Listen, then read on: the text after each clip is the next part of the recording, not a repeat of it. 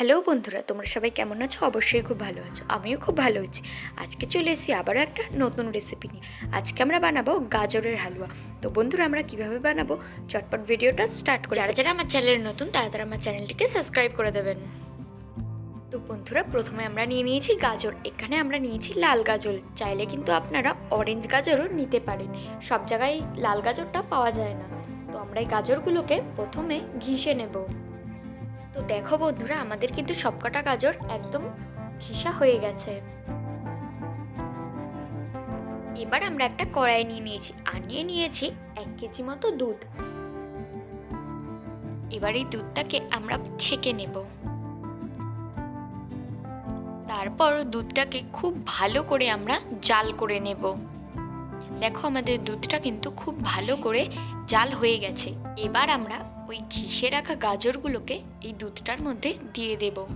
তারপর আমরা এই গাজরগুলোকে দুধটার মধ্যে 15-20 মিনিট মতো ভালো করে সিদ্ধ করে নেব।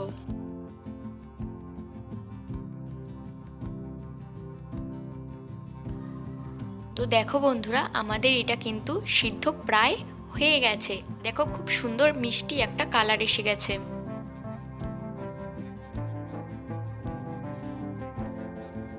এবার আমরা এর মধ্যে দিয়ে দেব চিনি। আমরা এখানে 1 বাটি চিনি দিয়েছি। আমরা কিন্তু এখানে চিনির পরিমাণটা একটু বেশি রেখেছি, তাই এখানে 1 বাটি দিয়েছি। আপনারা যে যেমন মিষ্টি পছন্দ করেন সেই অনুযায়ী এখানে চিনিটা ব্যবহার করবেন।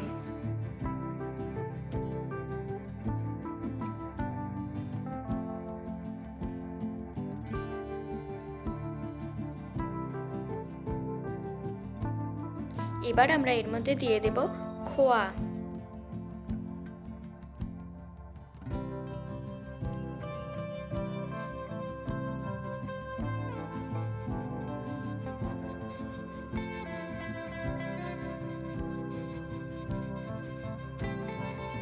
এবার আমরা দিয়ে দেব এর মধ্যে ঘি।